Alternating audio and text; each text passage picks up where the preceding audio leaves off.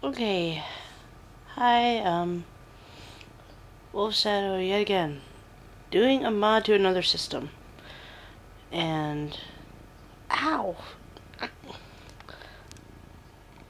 very happy cat.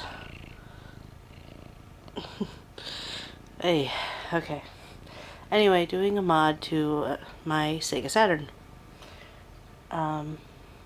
This is gonna be pretty simple, straightforward. This is a modification that you want to do if you have a Model 1, the first run of Saturns, because those are the hardest to put a mod chip in, and there's a lot of modifications you have to do to both the mod chip and the system itself on the inside.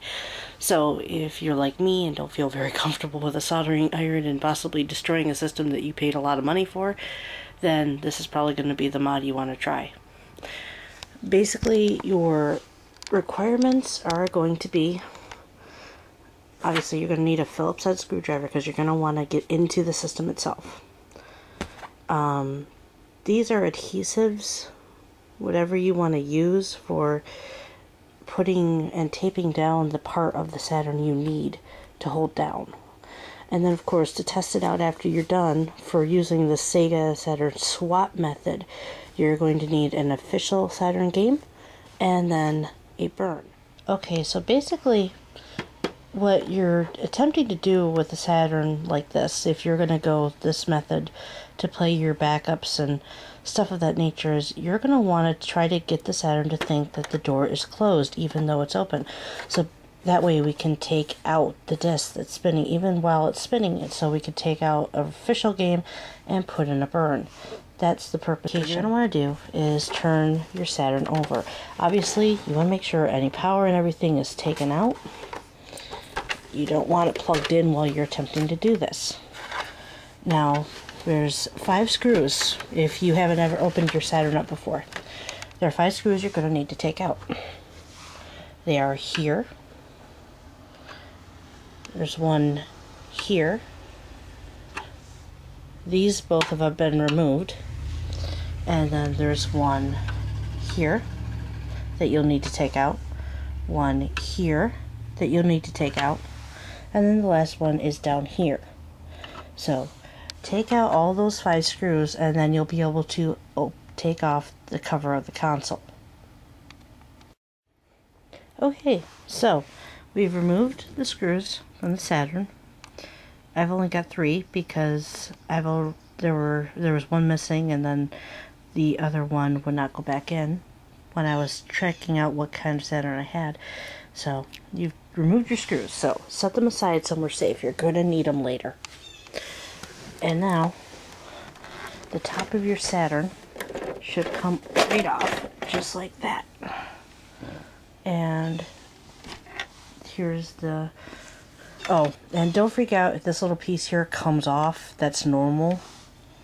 That's the little hinge that protects your system battery, which is basically just a VMU battery. So Super Nintendo cartridges uses the same battery, so like if your Chrono Trigger or Link to the Past games ever die, you can use that same type of battery. Just a little tiny tidbit there. Anyway, so this is basically the inside of the Saturn. Now, normally if you were hard modding it with a mod chip, you'd have to really fumble around and get the mod chip in here, which this is a 20 pin.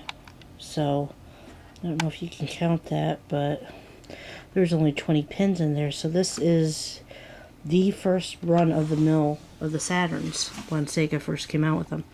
But basically, what you want to do is you want to get this little lever here to go in. There's this little metal thing that connects it. It's a little circuit, and that tells the computer that the drive is closed, even though it's not.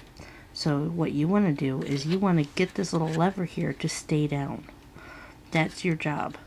And then once you do that, your system is hard modded to keep spinning the disc even though the tray is open, and therefore you can perform the swap method. So we're going to go ahead and do that, and that's what these are for. You can use tape, you can use wire, You can use super glue if you want to really do it right. I wouldn't suggest that because obviously this is a liquid, and if it gets down in there it might do some serious damage or short circuit your system. So I would hold off on this stuff unless you're really careful and you know, because I mean a little bit goes a long way. So I think for this mod we're going to be doing a combination of Scotch tape and wire to make sure that that holds down. So I'm going to go ahead and mod this, and I'll get back to you guys when it's done.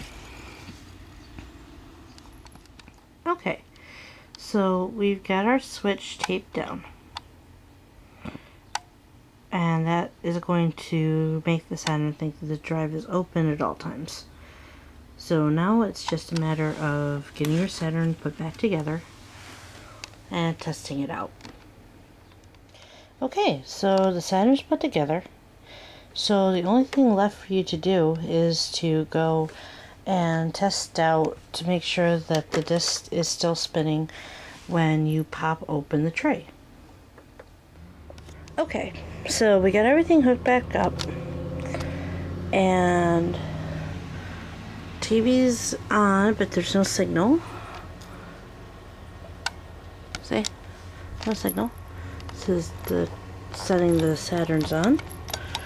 And just to verify that the method works,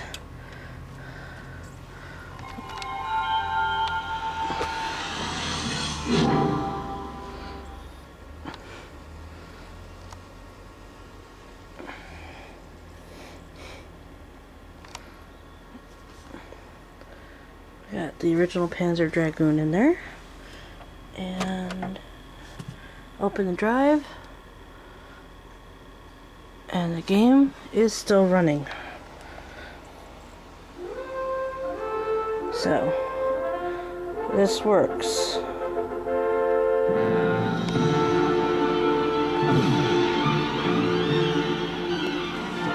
Okay, so I've successfully done the swap trick. I've got a burned copy of Mega Man 8 running. And if you don't believe me, that is obviously not the real game. But just so I can demonstrate how to do it after you've modded your Saturn to still spin while the lid is open, we're going to go ahead and turn this thing off, and we'll go ahead and give this a shot. So what you want to do when you've got it modded and everything and you have it so it'll spin with the tray open is you want to put in your burn copy first. There are some tutorials here on YouTube that will tell you put the original game in first. No, you don't want to do that. It didn't work. It's not going to work. What you want to do is you want to put your burned copy in first. So, hey!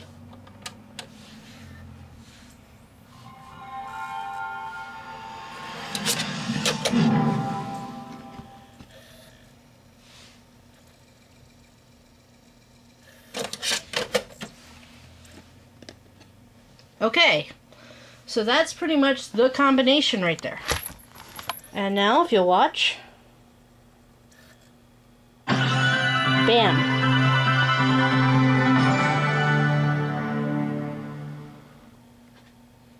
There it goes. You're playing off the burn at this point. And that's how you do it, basically. So let's do this again, one more time, just for the benefit of everybody who didn't see. See, here's the burn. This is the burned copy. So you start with you start with the burn first. Start it up. Wait for the access light to stop blinking. Pop in real game, okay? Access light's gonna blink 3 times. 1, 2, 3, and in goes your fake. And you should get the Sega screen. There you go. You've officially booted it up. Once you get that screen, booting, and that's the end of it. So, there you go. That's your combination right there.